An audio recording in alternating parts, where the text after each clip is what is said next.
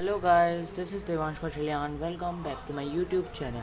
तो गाइस, आज हम करेंगे CBSE class 10 English chapter 2 Nelson Mandela long walk to freedom explanation part 5। So guys, let's begin.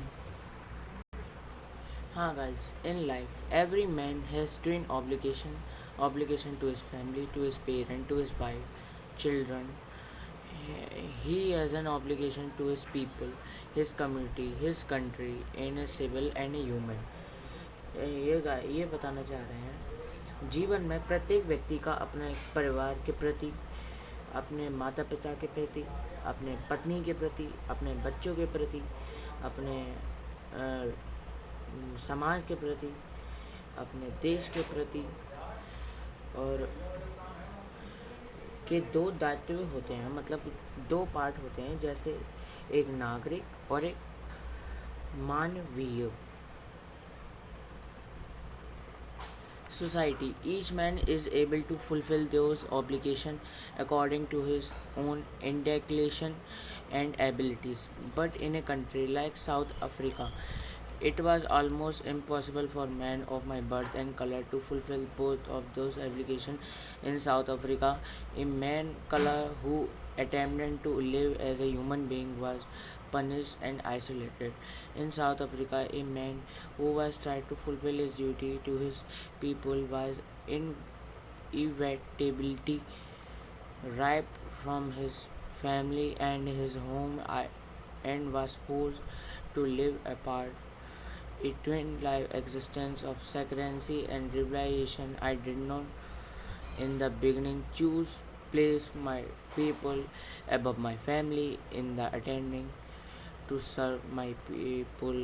I was found that was only prevented from fulfilling my obligation as a son, as a brother, as a father, as a husband. हाँ guys, ये कह रहे हैं, समाज में प्रत्येक व्यक्ति अपने स्वयं के झुकाव और क्षमताओं के अनुसार उन दायित्वों को पूरा करने में सक्षम है, लेकिन दक्षिण अफ्रीका जैसे देश में मेरा जन्म और रंग के व्यक्ति के लिए उन दोनों दायित्वों को पूरा करना लगभग असंभव था। दक्षिण अफ्रीका में रंग के एक आदमी ने इंसान के रूप जीने की कोशिश की, उसे दंडित किया गया और अलग थलग कर दिया गया। दक्षिण अफ्रीका में एक व्यक्ति है दक्षिण अफ्रीका में एक व्यक्ति जिसने अपने लोगों के प्रति अपना कर्तव्य को पूरा करने की कोशिश की, उसे अनिवार्य रूप में उनके परिवार और उनके घर से निकाल दिया गया और उससे एक अलग जीवन जीने के लिए मजबूर किया गया। गोपनीय और विद्रोह का एक धुंधला मैंने शुरू में अपने लोगों को अपने परिवार से ऊपर रखने का विकल्प नहीं चुना, लेकिन अपने लोगों की सेवा करने में प्रयास में मैंने पाया कि मुझ में एक पुत्र, एक भाई, एक पिता और एक पति के रूप में अपने दायित्व को पूरा करने में रोका गया था। The inclination means natural tendencies of behavior. Inactivity means unavoidability. I was not born with a hunger to be free. I was born free in every way that I could not.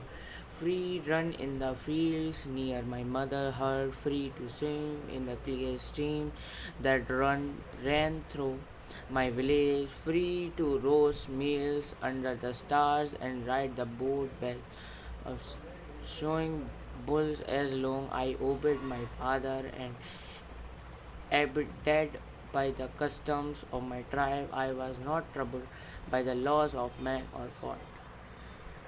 उन्होंने बताया कि मैंने केवल जन्म लिया था। मैं अपनी माँ की झोपड़ी के पास के खेतों में स्वतंत्र रूप में दौड़ता हुआ पैदा हुआ था। मेरे गांव से होकर बहने वाली साफ धारा तैरने के लिए स्वतंत्र तारों के नीचे भोजन भूनने और धीमी गति से चलने वाले बैलों की झोपड़ी पीठ की सवारी करने के लिए स्वतंत्र था। जब तक मैंने अपने पति के बात मानी और अपने गोत्र की रीतों रिवाजों का पालन किया, तब तक मनुष्य या ईश्वर के नियम से परेशान नहीं था। जब तक मैंने ये जानना शुरू किया कि मेरा बचपन ही स्वतंत्र का एक भ्रम थी था। जब मैंने एक युवा के मैं खोजा कि मेरा स्वतंत्र मुझसे पहले ही छीन लिया गया था, कि मैंने उसके लिए भूखा रहना लगा। हाँ गाइस, आगे चलते हैं। I was only when I began to learn that my freedom was illusion, when I discovered as a young man to free that already has been given from me, that I began to hunger for it. At first I a student, I want freedom only for myself, and transitory freedoms to become available out of night.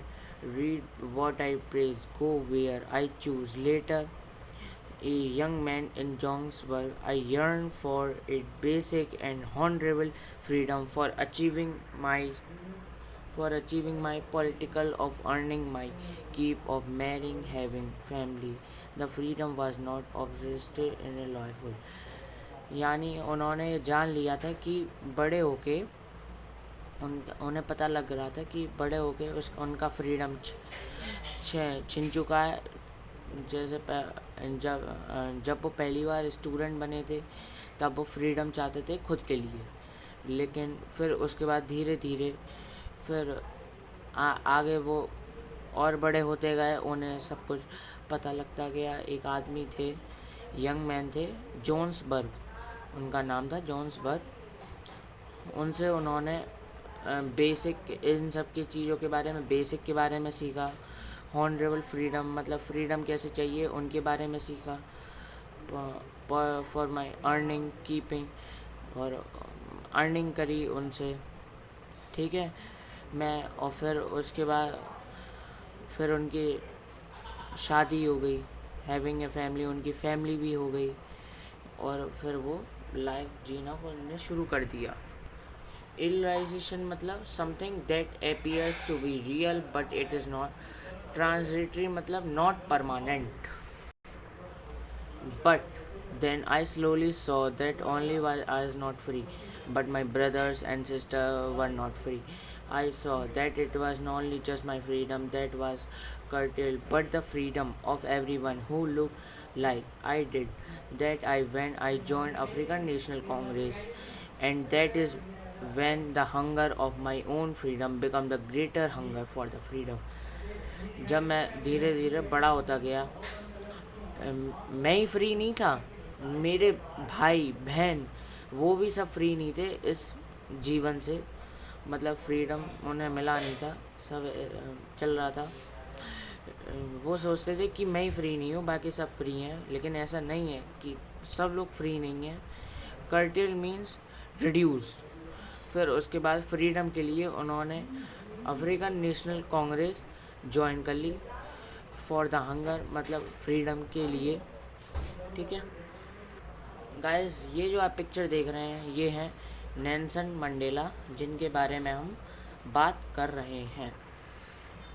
हाँ guys, of my people I was this desire for the freedom of my people to live their life with dignity and self respect that animated my life, that transformed a frightened young man into a bold one, that drove a law abiding and attorney to become a criminal, that turned a family loving husband into a man without a home, that forced a life loving man to live like a monk.